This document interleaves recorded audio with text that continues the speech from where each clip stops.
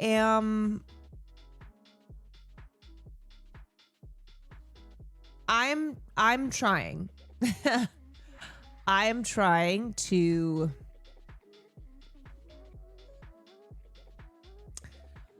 honestly like figure out what else there is to say. Like obviously there's diving into all the details of what have taken place yet again.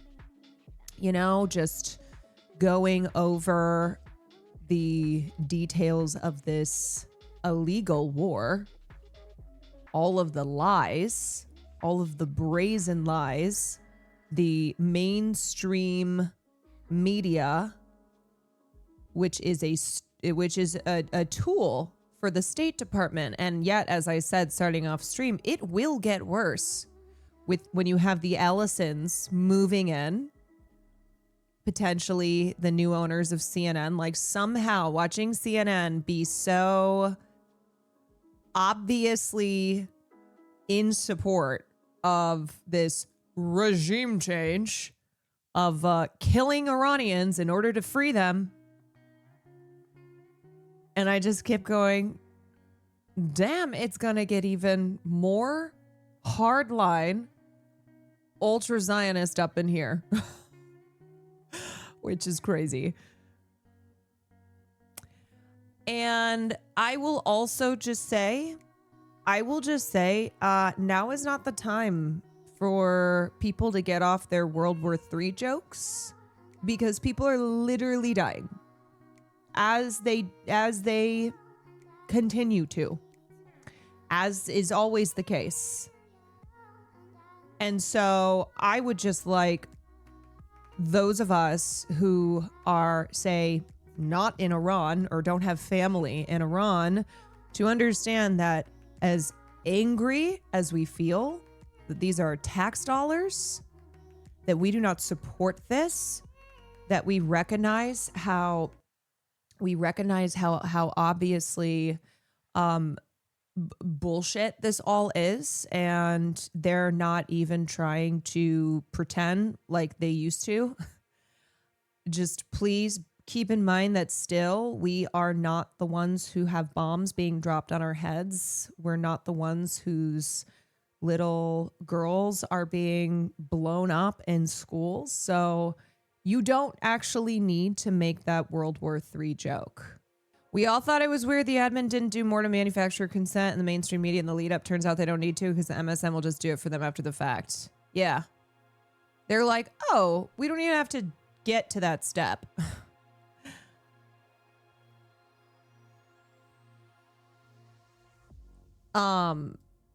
Yeah, like I don't need to see the telling my kids that World War III was started by the, you know, an extra in Home Alone 2.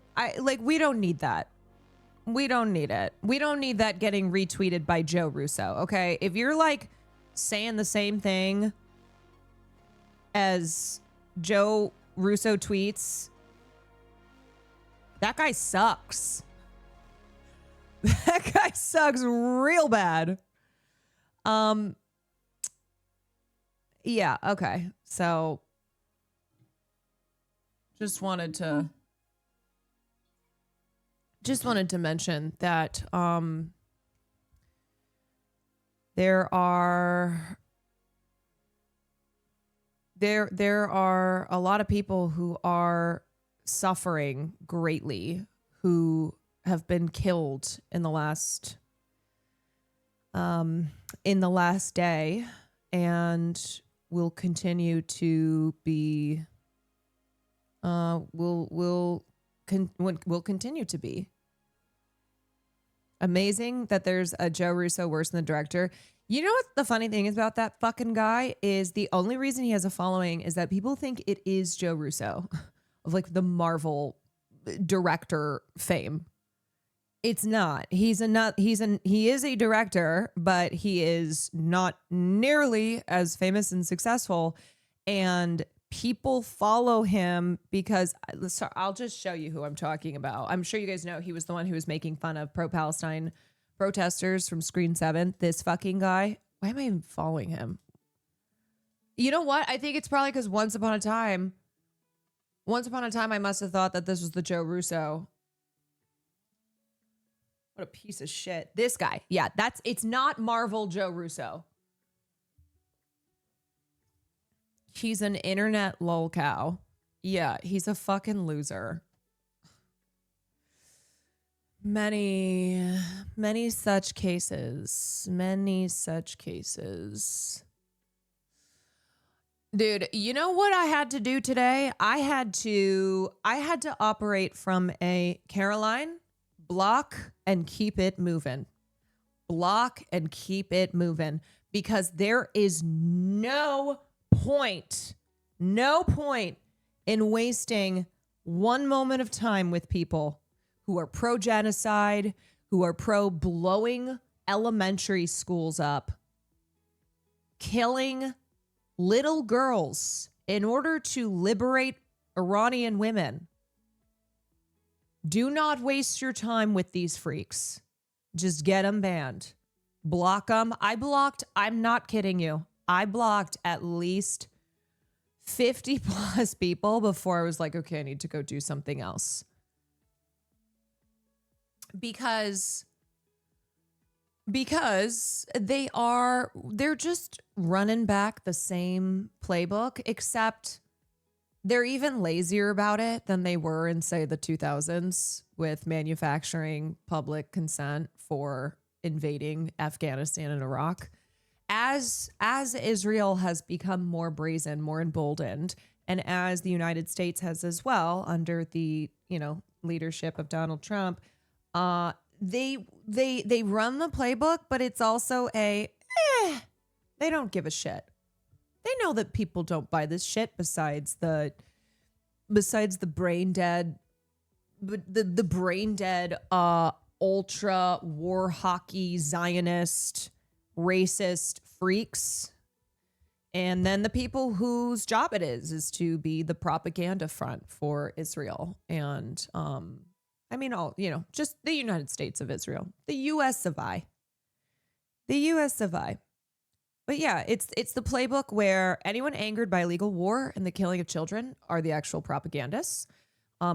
Anti-Semitic. Israel has the right to defend itself.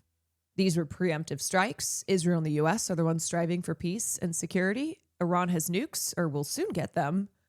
These deaths are a lie because this is Al Jazeera reporting this. These deaths are a lie because it's the Iranian regime, and you are a regime propagandist for pointing out how, once again, these fucking rogue states, Israel, the United States, are murdering kids like they love to do. And then when Western media does report on it, it's actually Iranian missiles that backfired. Oh, it's Hamas firing on their own people. Oh no, it's a false flag. And the U.S. of I are liberating the Iranian people. They said this shit in Libya. They said this shit in Afghanistan. They said this shit in Iraq. They've said this shit with Palestine. They say this shit all the time. All the time. We care about women's rights. They care about women's rights as much as transphobes care about women's sports. And that's why they are fighting so hard to make sure that trans athletes cannot at any level be in women's sports, because of how much they care about women's sports and how much Donald Trump and Benjamin Netanyahu and these MAGA ultra-Zionists care about women's rights. So much so that we should move on from talking about Epstein. That's how much we care about women and women's rights, is we should move on from Epstein.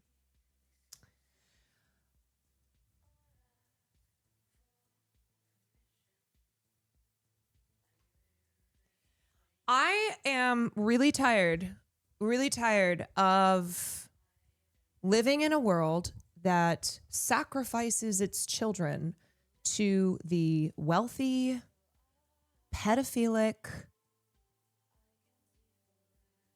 depraved, billionaire ruling class. I am so sick and tired of it. Children as sexual tools to exploit for people like Epstein and all these high-powered figures around him,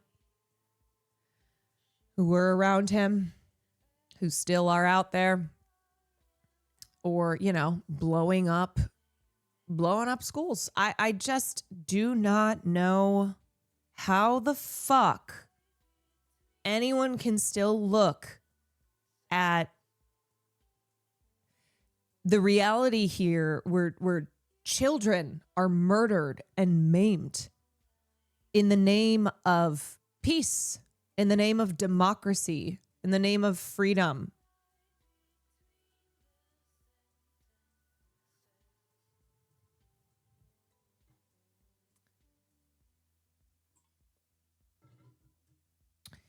And I saw some K-hivers trying to pull the whole, well, I didn't vote for this, so my conscience is clear. I'm like, do you really think that that's just how it works?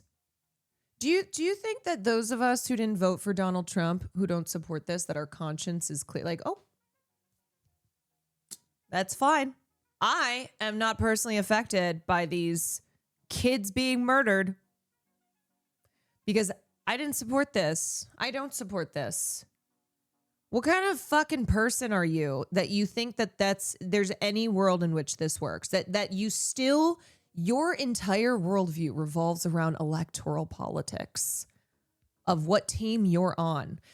May I remind you that Kamala Harris came out real strong in regards to her plan for Iran. Iran is as the greatest threat. We need the most lethal military in the world.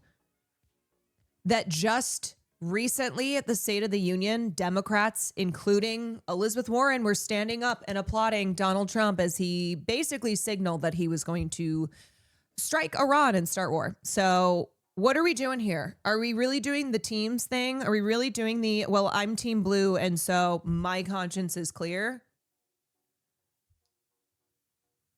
Fuck that.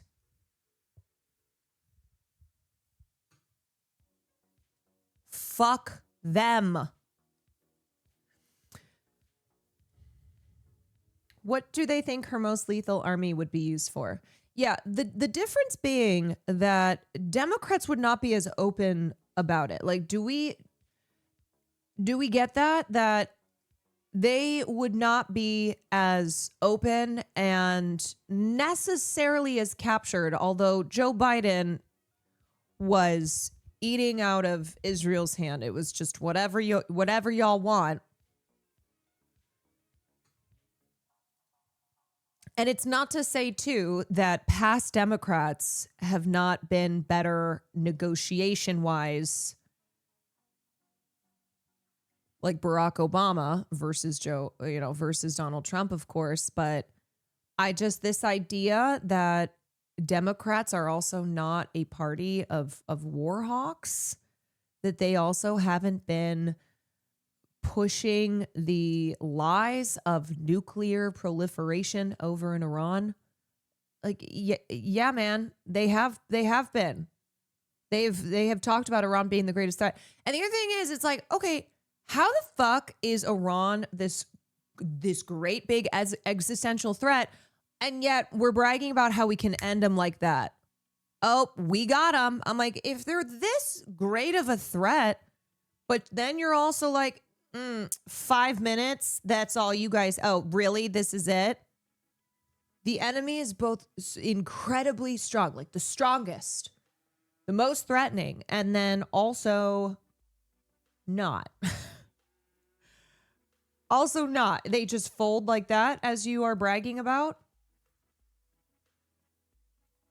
There's a reason why Raytheon has factories in Massachusetts and Arizona. The defense contractors have plants everywhere to get bipartisan support for the jobs that they provide. Yeah, I mean, do we need to like remind people again about the Cheneys? The Cheneys being a part of Kamala Harris's campaign? Dick fucking Cheney. Rest in piss. By proxy of America and Israel. I just want to know what you have to say to the Iranian diaspora in New York City and abroad who are watching your reign over the Israelis. I think before I share my own thoughts, I'd first just like to ask how you're doing and your family is doing. I'm okay. Thank you for asking.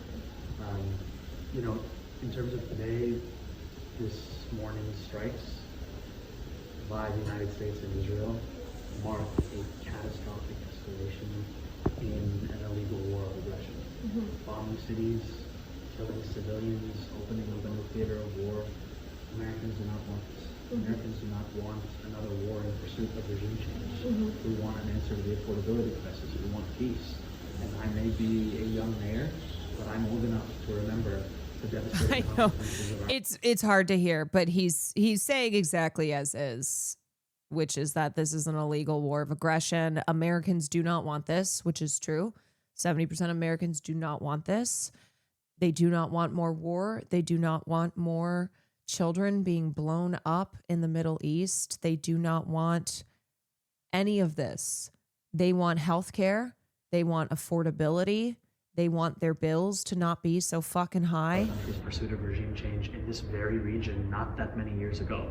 Now, my focus as the mayor of New York City is on keeping each and every New Yorker safe. So I've been in close contact with our police commissioner, emergency management officials. We are increasing agency coordination and patrols of sensitive locations out of an abundance of caution. And additionally, to speak directly to Iranian Americans here in New York City, you are a part of the fabric of our city. You are our neighbors, you are our small business owners, our students, our artists, our creators, our community leaders. You will be safe here. I'm so sorry. I knew that was going to happen. I knew. Well, now we can't hear, which means now we can't hear any of the bullshit out there, you know? None of that bullshit. When you cannot hear, then you can't hear all the BS. Oh my God, I'm so sorry. And I was thinking that would happen because I had to crank the volume on that. And then it was a TikTok. So it just hammered us over the face. Why I left the left? Because Caroline blew my ears out. Sorry. I just want everyone else to have a headache if you don't have one already. Don't you guys want to be empaths? Don't you want to have headaches and tinnitus as well?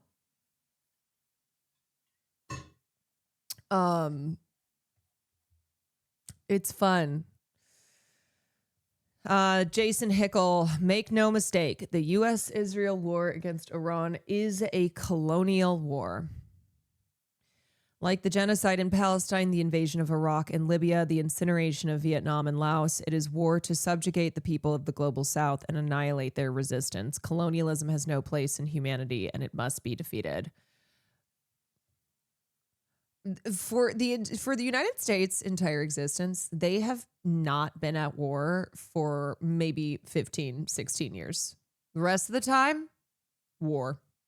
Love it. Can't this United States of colonization cannot get enough. It really is too the most American exceptionalism attitude to look at everything America does and not see America as the greatest threat to global peace, prosperity, to humanity, to the goddamn planet. It is American exceptionalism to look at what America does and say, hell yeah, baby, because we're America. That is the attitude. Like, not all Americans, but plenty of Americans have. And the rest of the world looks at us and is like, go fuck yourselves.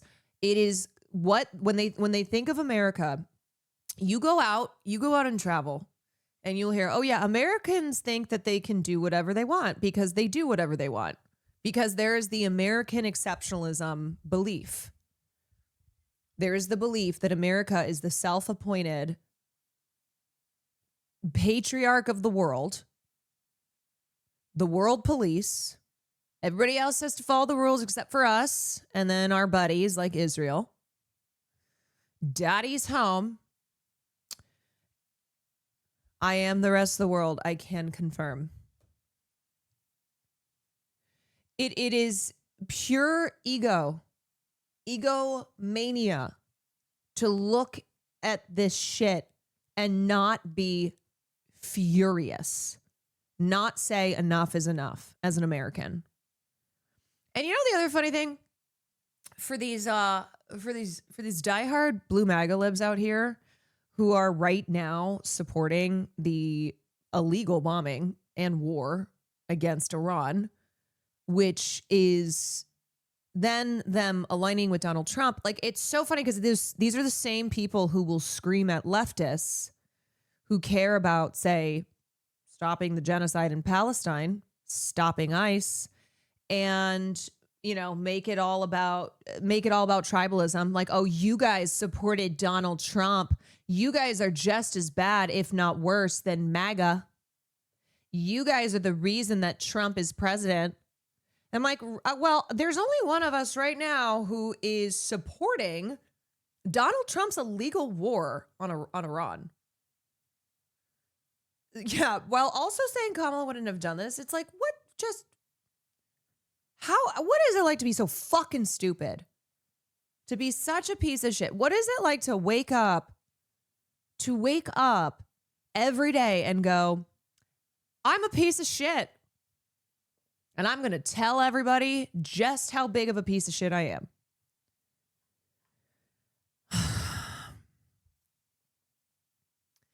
The world would be better off if it had more actual, committed, principled pacifists, but I suspect that what we have instead are mostly people who believe that violence is only the legitimate province of some people, and what is morally required of everyone else is submission. Yep. Power means who gets to do what, when, where, how, and who is lacking of power is expected to completely submit. And this is something like I say, all the time. And I think this tweet goes along with what I always try to impress upon people is that you do not need to be a foreign policy expert, a geopolitical expert. And mind you, a lot of people who are telling you that you do or else you can't speak on anything are dumb fucks, okay? They are warhawk, bloodthirsty, dumb assholes. Do not listen to them. Because you do not need to be an expert to understand that this is the same shit they always do. And they expect you to be stupid enough. They expect you to roll over and be submissive enough that you go, hell yeah, America, baby. We're all about peace and love and strength and democracy. And these other places, well, they're welcome. They're lucky that they have us.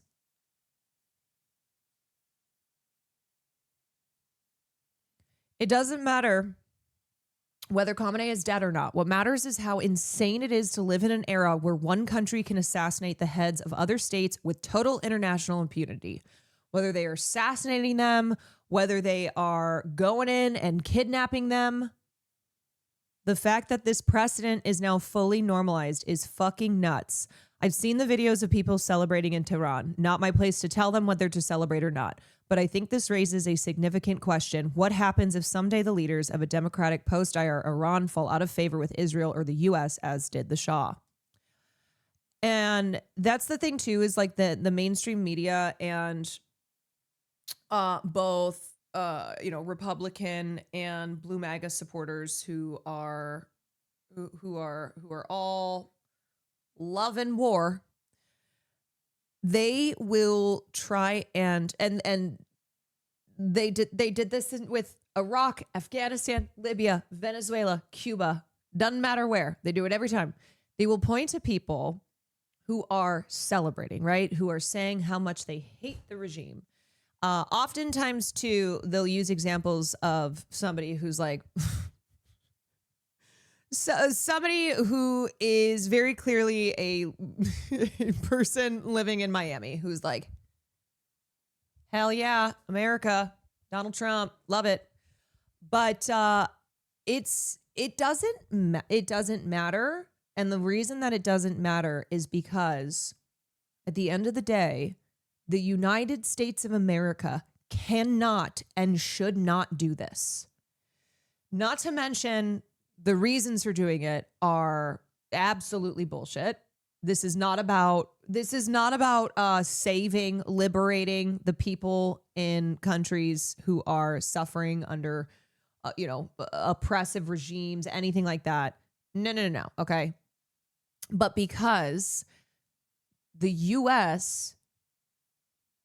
is not the patriarch, the U.S. does not have the right to do whatever the hell they want to do while expecting that everyone else upholds international order and laws and decorum and all that.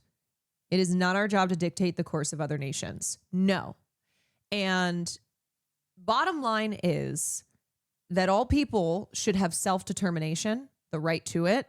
They should be able to lead their own movements for progress, which is what has happened in Iran. And then the United States comes in, does one of these regime changes, installs, a puppet who is favorable to them, or, allows this vacuum of power, which then further destabilizes and causes chaos.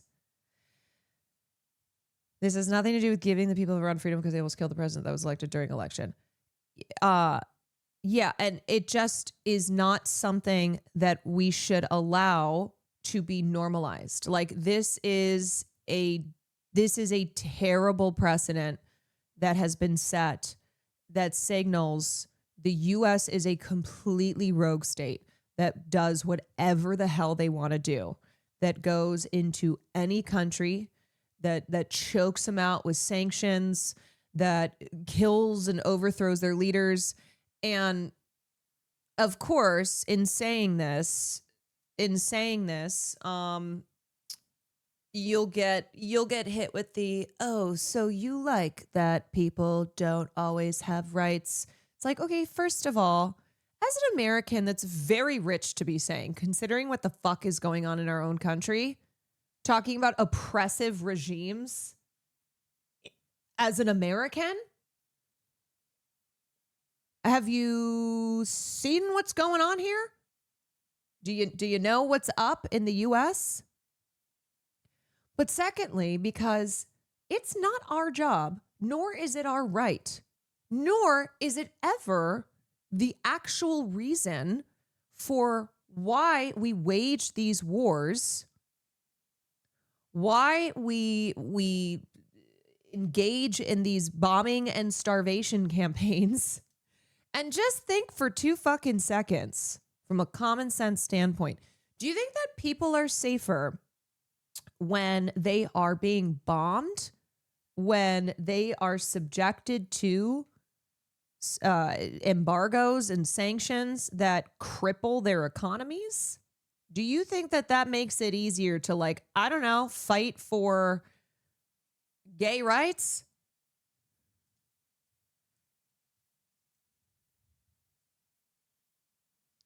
Iraq war vet here. I'm once again yelling that nothing good will come out of this, just like nothing good came when we liberated Iraq, just dead civilians and my friends dead as well. Yeah, and then you have Donald Trump straight up going, some of you will die. Some American heroes will die, and that's the price that you have to pay for war. Oh, no, well, you're not paying that price.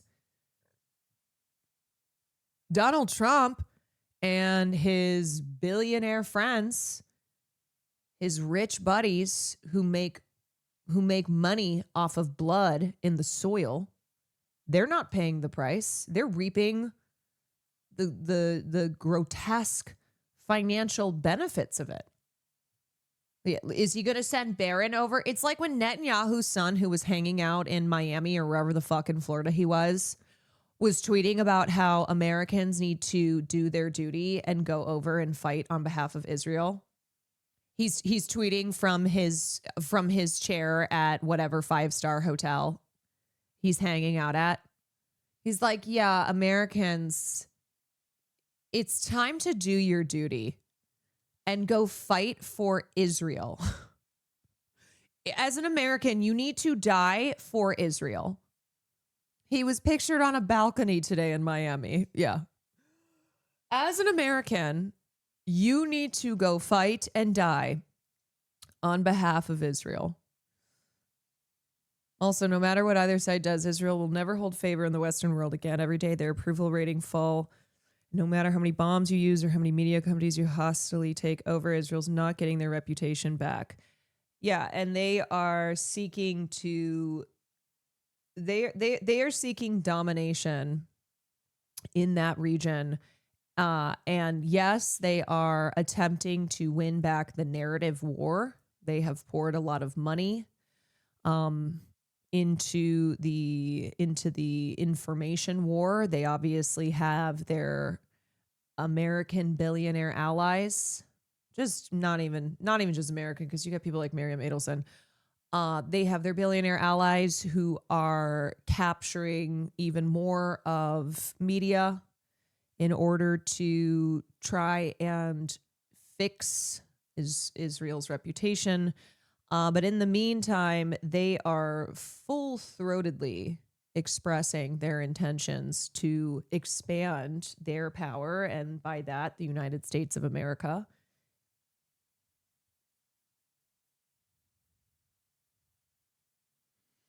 Reputation doesn't matter. Guns and dollars. America has a horrible reputation. Still run the show. Like them. So basically by that, them taking a massive reputation hit, there being an enormous shift in the American public's view towards Israel. That's not stopping them. They're not sitting back and going, you know what? We should probably chill because a lot of people hate us. A lot of Americans have turned against us, so we must prove through our actions that we are not the bad guys they think we are. I will always remember doing Air Force missions, doing dignified transfers of caskets back from the Middle East. It just disgusts me that we're basically back there to fight a war for Israel. And sadly, the reason that back in the Bush administration, they actually had to they actually had to start cutting back a bit on the full-scale invasions in Iraq and Afghanistan is because of how many soldiers were returning in body bags with the American flag draped over them. And that is when the public started to turn, because they had manufactured these lies in order to push public support up to, I think it was like 70% by the time they went into Iraq. And now it doesn't matter. It's like the total opposite. 70% of Americans who don't want this war, and they go, we're doing it anyway. And then once soldiers started coming back in body bags and the American public went, what is this? We're spending billions, which then got up to trillions of dollars. I'm not seeing any improvement here. Not seeing any improvement here. I'm just seeing a lot of dead people, a lot of dead Iraqis, a lot of dead kids, dead soldiers.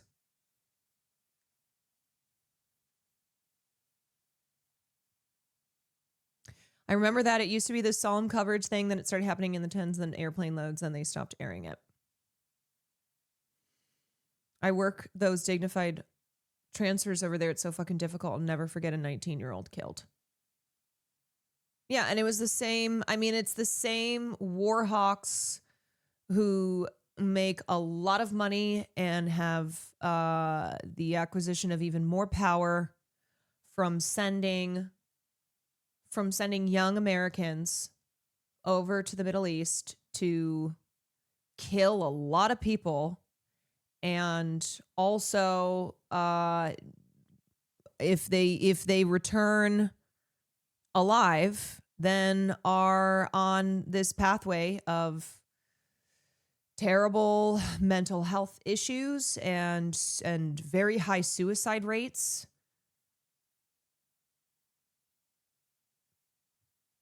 And it's the same language that they talked about where, you know, they have to these heroes being sent over there to liberate people and to bring peace and prosperity and to also protect the United States from terrorism, and that some people will die.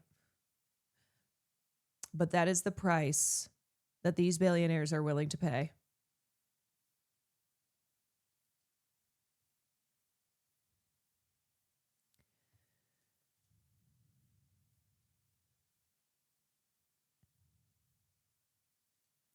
A murderous bombing campaign in Iran, continuing genocide in Palestine, serial aggression abroad, belligerent occupation of several countries, acts of transnational terrorism, repression at home, schemes to profit from murder and colonization, systematic cover-up of the Mossad Epstein operations, massive corruption of the public and private sectors across the West, sanctions against human rights defenders in international courts, attacks on international institutions, the dismantling of international law, mass surveillance of the rest of us, and a growing trail of blood and destruction around the globe. The U.S.-Israel axis is the greatest threat facing humanity today. To deny this in the face of so much evidence is to either reveal your ignorance or to declare your complicity. Stop proving them correct in their assessment that Americans are stupid, that they will eat up whatever lies are lazily fed to them, that they will not do anything, and thereby the government feels as if they have the go-ahead to just keep brazenly committing acts of terror, violating international law, commit human rights crimes against humanity on a daily basis.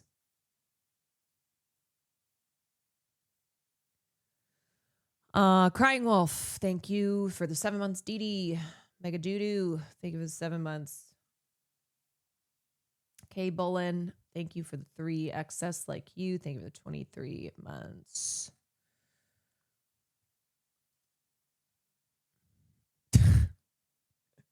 Yeah, and then in the midst of this, Shia LaBeouf is being asked about how he feels on gay people and the Epstein files. As Matt said, we do not have time for this right now. We simply do not have time for Shia LaBeouf saying that gay people are scary, okay? We just, no. There is, nope. No. Why is this interviewer asking Shia LaBeouf how he feels about the Epstein files? And he's talking about the amount of ass that he's chasing in New Orleans. So he don't know nothing about no Epstein files. Why are we asking him anything? Why? Why?